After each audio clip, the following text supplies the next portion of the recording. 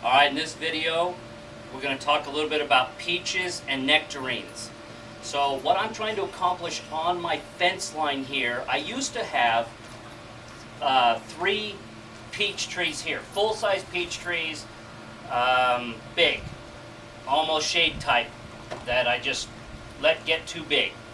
And I decided to go with that backyard orchard culture program, and that was basically removing those trees and putting more varieties of smaller trees in here, in which through pruning I will keep them down and small. So instead of having a big tree giving me 200 or 300 pieces of fruit, I'm going to have all these small fruit bushes that will give me 20, 30 pieces, whatever I decide to leave on there.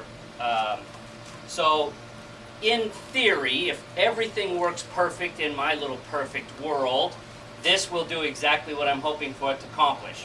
So you can kind of see that typically when you buy your tree, you see that the branching starts at about this high and then it comes out from there. I'm trying to reduce this down, and in that backyard orchard culture, you cut the trees down lower, about 18 inches or so. I think some people say at about knee height. And I did that. I cut them down lower, and then I chose the lowest branch that came out in the right direction that I wanted to go. And then you can see all this branching inside here because of us doing that. So this one worked out perfect. I'm growing it up. I'm tying it onto this so that I can get it to grow this way. Now you know that, you know you don't know, that peaches and nectarines produce fruit on last year's growth. So for example, on this particular branch right here, this is all from this year. So next year, potentially I could get peaches on every one of these branches. That's not what I'm going to do. What I'm going to do is allow peaches on I'll be thinning these out. So I'll keep this one I'm going to cut back to here, leaving this nodule right here. So when I cut here, so that next year, this will come growing out. The peaches on this branch will produce next year, but they will never produce again. So then when this comes out, that's where the peaches would be the following year, or so next year. And if I didn't take this branch off, new growth would come out here, and there would be peaches here, and nothing along this branching here at all. And that's why peaches and nectarines require lots of pruning. So I will allow this branch here to have peaches next year. This one, I will cut back to here so that it won't produce any peaches next year. But the following year, so I'll let this come out, cut this one back. I hope I'm not too confusing here. Cut this one back and start over again. Let this one come out, the peaches will come. So I'll be doing this every other year program. So next year, peaches will be here, here, here, and then the following year, they'll be on this one, and this one, and this one, and hopefully that makes some sense to you, that the way that peaches and nectarines grow on these. So I'll be pruning this out, keeping this thing very small. It's not going to get any taller than this here, because this is what I can reach into, and this is what I can get.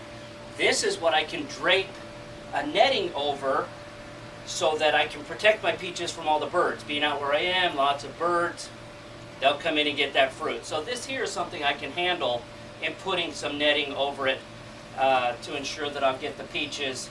I'll thin them out, so I will not allow there to be 10 peaches on this. I'll allow 3 peaches on there. 3 there, 3 here, 3 here, 3, 3, and so on. So I'll get beautiful peaches along this tree, and then I'll just keep cutting it back so that I can keep this small. And hopefully, on my line here, I have 11 varieties that I'll be able to space them out and have every couple 2 to 3 weeks another variety coming on with a different variety of peach or nectarine. Here's where you see the trainer tree bands. This particular tree, this one took a little bit longer to come on, but here you can see I was tying them on before, and now I use the bands because they're just that simple. To take a band and put it on here and put this through it and direct this to where I want it to go, doesn't get any easier than that. So I have them throughout here. Little bands, just holding it in place. The wind can blow a little bit, no worries. But that is what I'm doing with peaches and nectarines. Now, I also, you'll see that I have blocks, my trainer tree blocks in here, because I'm trying to get a little more level. This particular one, you can see I've got 3 blocks on it, and it's still so strong now that it wants to come up this way, and I don't want it to. So I may have to put even another block on there to try and get this to come down. You see how this here is green? This is really soft green wood, and I don't have anything on here telling it where to go because it will snap off too easy, and that I don't want to have happen. So once I pinch these, once I pinch this branch and stop this, it starts hardening off.